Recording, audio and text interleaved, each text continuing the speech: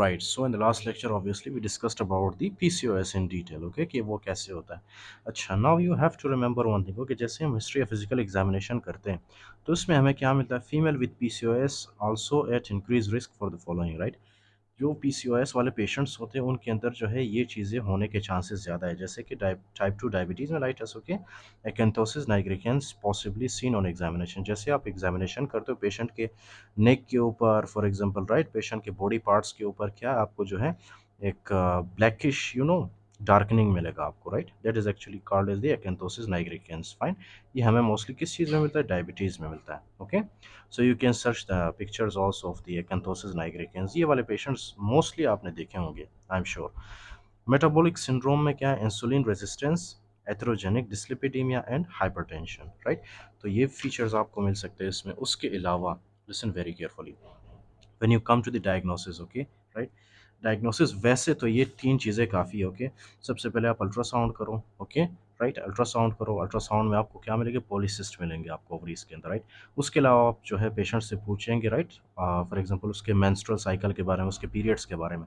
So she will tell you कि she is not getting her periods या she is anovulatory, right, including that she will also, you obviously you can see on the body parts, okay, कि उसको क्या है, hirsutism हुआ है. She will complain about the excessive hair, okay, on her body parts. उसके अलावा she will also come with acne, right. So ये features, this is very okay, easy to diagnose the patients of the polycystic ovarian syndrome, right. But still there are some, for example, biochemical testing for hyperandrogenemia, like increased testosterone. Okay, किस वजह से होता है? The very first one that you have to remember, increased free testosterone more sensitive than total testosterone, right? Total can be normal because of low sex hormone binding globulins, right? उसके अलावा आपने क्या देखना है? Excluding other causes of hyperandrogenism, right? जैसे कि dehydroepiandrosterone sulfate to rule out adrenal tumor, right. तो आपने एड्रेनल ट्यूमर को भी रूट आउट करना है. उसके अलावा पेल्विक अल्ट्रासोनोग्राफी या ultrasound to rule out androgen secreting ovarian tumour. तो ये चीज़ें आपने देखनी है. Next one is 17 hydroxy progesterone to rule out non classical congenital adrenal hyperplasia. अच्छा, ये जो कंडीशंस है यहाँ पे, जैसे कि for example adrenal tumour, congenital adrenal hyperplasia, right, I will discuss all of them, okay, I promise you, I will discuss all of them in detail, right, in upcoming lectures. अब इस lecture में तो आपको ये सारा बता नहीं सकता ना मैं. उसके बाद है screening in the setting of clinical science of Cushing syndrome, right. अब कुशिंग सिंड्रोम वाले पेशेंट्स जो आते हैं, राइट, उनके अंदर भी ऑलमोस्ट सेम फीचर्स होते हैं, ओके. जैसे उनके अंदर कुछ एक्स्ट्रा क्लिनिकल फीचर्स भी होते हैं, जैसे कि मून फेस, ओके, उनका जो फेस है वो बिल्कुल ऐसे गोल हुआ होता है, राइट. बफेलो हम्प, राइट, उनके फॉर एग्जांपल नेक के पीछे आपको क्या मिलता है? हम्प. बफेलो हम्प कहते हैं उसको, राइट. एब्डोमिनल स्ट्राया उसके फॉर एग्जांपल एब्डोमिन में आपको मिलेंगे. I will discuss these, okay, in the upcoming lectures. और acromegaly example increase head size. ये किस वजह से होता है? Due to growth hormone, right. Evaluation for metabolic abnormalities, जैसे कि 2 hour oral glucose tolerance test करोगे आप, right. Obviously I told you कि जो पेशेंट्स होते हैं they are in at higher risk of getting type 2 diabetes mellitus. So you will obviously go with the glucose tolerance test. You will test the glucose also, okay, for diabetes.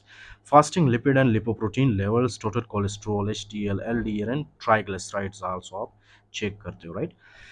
Optional test इसमें है, for example not necessary if both oligomenorrhoea and signs of hyperandrogenism are present. वैसे तो ये necessary नहीं है, क्योंकि आपको जो है, अगर फॉर एग्जांपल आपको एक पेशेंट आता है, कहता है कि I have oligomenorrhoea and including that she has acne and hirsutism on different parts of her body, so you can actually make the diagnosis through that also. But sometimes transvaginal ultrasonography क्या करता है? Look for more than 11 small 2 to 9 millimeter subcapsular follicles forming a pearl necklace.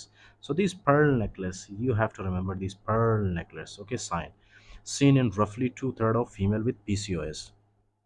Next is gonadotropins, increase L H F S H ratio. ये देख रहे हो आप, ये मैंने आपको लास्ट लेक्चर में बताया था, राइट, कि L H F S H का जो फॉर एग्जांपल डिफरेंस है, रेशो है, वो कितना होगा? 2:1. 24 hour urine free for free cortisol, adult onset congenital adrenal hyperplasia और कुशिंग सिंड्रोम, राइट. इसके अंदर तो बहुत सारी जो है फॉर एग्जांपल पॉइंट्स लिखे हैं, right, extra points. But for your diagnosis, okay, आपके पास अगर पेशेंट आता है तो these three are actually enough, right. These three, out of these three even two are enough, right. आपके पास आपने अल्ट्रासोनोग्राफी किया, उसमें आपको पॉलीसिस्ट मिले, उसके अलावा आपने पेशेंट के फेस के ऊपर, डिफरेंट पार्ट्स ऑफ बॉडी के ऊपर आपने हिर्सुटिज्म और एक्नी देखे, so that is enough for your diagnosis, but still these are the differentials, okay. अच्छा, तो क्या करोगे आप? आपके पास पेशेंट आया पीसीओएस के साथ, right? As a doctor, first thing that you have to remember, okay, female who are not attempting to conceive, वो फीमेल्स जो कि प्रेग्नेंट नहीं होना चाहते, ओके, और वो आपके पास आते हैं, first thing they will tell you कि we don't want any pregnancy, हमें प्रेग्नेंट नहीं होना है, okay. Including that she will also tell you कि I need treatment for the PCOS, okay, fine. So आप क्या करोगे? The very first thing that you have to remember, ये जो पेशेंट्स होते हैं, आई टोल्ड यू कि इनका बीएमआई मोस्टली का कितना होता है, मोर देन 30, तो आपने सबसे पहले इनको रिकमेंड करना है कि reduce weight, okay, they have to reduce weight, because obesity is very bad, okay. तो ओबेसिटी को इन्होंने कम करना है। उसके अलावा सेकेंड थिंग जो इन्होंने करना है, आपको मैंने बताया था कि ये जो पेशेंट्स होते हैं they are at higher risk of the diabetes type 2, या तो फिर ये डायबिटीज़ टाइप 2 वाले पेशेंट्स होते हैं, right. So the second thing that you have to recommend, okay, that is actually the metformin, right. Metformin आपने रिकमेंड करना है। मेटफॉर्मिन क्या करता है, इंसुलिन रेजिस्टेंस को कम करता है, मतलब टाइप 2 डायबिटीज़ वाले जो पेशेंट्स होते हैं उनको ट्रीट करता है ये, ओके, राइट। अच्छा, उसके बाद क्या है, आपने देना होता है ओसीपी। ओसीपी क्या है? Oral oral contraceptive pills. ये ओरल कॉन्ट्रासेप्टिव पिल्स करते क्या है, listen very carefully. The very first thing, ये एस्ट्रोजन प्रोजेस्टेरोन को क्या करता है, ये एस्ट्रोजन प्रोजेस्टेरोन का लेवल बढ़ाता है, राइट, हमारे बॉडी के अंदर। जब एस्ट्रोजन प्रोजेस्टेरोन, या इन शॉर्ट आप कह सकते हो, ये जो ओरल कॉन्ट्रासेप्टिव पिल्स होते हैं ये किस चीज़ से बनते हैं, एस्ट्रोजन एंड प्रोजेस्टेरोन से, ओके, राइट। तो एस्ट्रोजन एंड प्रोजेस्टेरोन से ये बनते हैं, ओके। और जैसे ही आप ओरल कॉन्ट्रासेप्टिव पिल्स देते हैं पेशेंट को, उसके अंदर एस्ट्रोजन प्रोजेस्टेरोन होता है, और वो जाके ये जो एंडोमेट्रियम होता है, राइट, एंडोमेट्रियम, ये जो एंडोमेट्रियम होता है आपका, राइट, ये एंडोमेट्रियम को क्या करता है, एंडोमेट्रियम को ये इसकी शेडिंग करने में हेल्प करता है, फाइन। सबसे पहले ये एंडोमेट्रियल थिकनिंग करता है, उसके बाद एंडोमेट्रियल शेडिंग में हेल्प करता है ये, ओके, फाइन। रेगुलर शेडिंग में ये हेल्प करता है। उसके अलावा जो है ये क्या करता है, it will also protect against the cancer, यहाँ पे I have written, okay, it will also protect against the cancer which happens from estrogen excess. Now this is something very obvious, okay। आपको पता है before the 15 days before the ovulation क्या होता है, before the 15 days, okay, right. Before 15 days you must remember, okay, in the first lecture we discussed के सारा जो काम होता है उसको कौन संभालता है, एस्ट्रोजन। एस्ट्रोजन यहाँ पे आके क्या करता है, सेल डिवीजन करवाता है, राइट, ओके, जिसकी वजह से ये जो एंडोमेट्रियम है ये बहुत ज़्यादा थिक होता है, अंडरस्टूड, ओके। उसके बाद क्या होता है, उसके बाद जो है प्रोजेस्ट्रोन आता है, right, progesterone, right. For example यहाँ पे आपने ईंटें रखी है, राइट, ईंटें रखने के बाद आप क्या करते हो, इसके ऊपर सीमेंट डालते हो, राइट। सीमेंट डालने की वजह से ये जो फॉर एग्जांपल आपके पास एक एंडोमेट्रियम का वॉल बना, ये बहुत ज़्यादा थिक बनता है, ओके। तो प्रोजेस्ट्रोन का काम क्या है, प्रोजेस्ट्रोन का काम है ये जो यहाँ पे सेल्स होते हैं, ब्लड वेसल्स होते हैं, ग्लैंडुलर स्ट्रक्चर्स होते हैं, उनको ये स्टेबलाइज करता है। अगर प्रोजेस्ट्रोन ना आए, राइट, अगर there is deficiency of progesterone, तो ये जो एस्ट्रोजन है ये एक्सेसिवली ये यहाँ पे क्या करेगा, सेल डिवीजन करता जाएगा, करता जाएगा, करता जाएगा, राइट, ओके। और एक केस आता है, एक टाइम आता है जब ये सेल डिवीजन होने की वजह से there may be some kind of problem, okay, in the DNA repair, जिसकी वजह से कैंसर होने के चांसेस ज़्यादा होते हैं, राइट। तो इसीलिए ये जो एस्ट्रोजन है ये अकेले जो है ये कैंसर कॉज कर सकता है, इसीलिए प्रोजेस्टेरोन बहुत ज़्यादा ज़रूरी है, ओके, फाइन।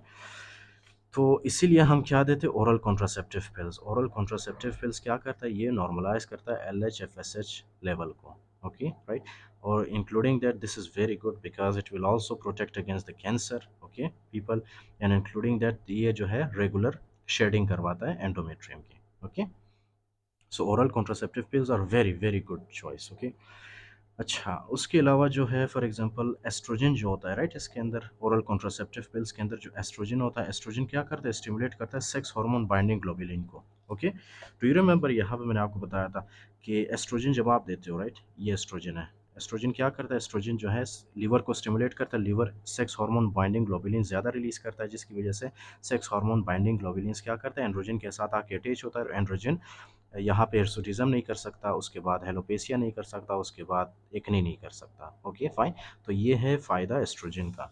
और ये सारे जो फ़ायदे ये किस चीज़ में पाए जाते हैं, ये ओरल कॉन्ट्रासेप्टिव पिल्स के अंदर होते हैं, ओके। क्योंकि इसके अंदर प्रोजेस्टेरोन भी होता है, ओके। प्रोजेस्टिन क्या करता है, प्रोजेस्टिन नॉर्मली हमें कैंसर से बचाता है, ओके।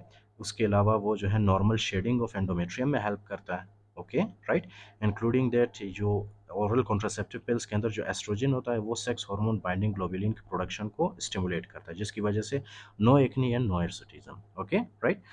अच्छा, उसके अलावा ये है, yes this is actually very important. Okay, क्या है स्पाइरोनोलेक्टोन? स्पाइरोनोलेक्टोन एक्चुअली क्या है, this is anti androgen like, ये एक एंटी एंड्रोजन है, राइट।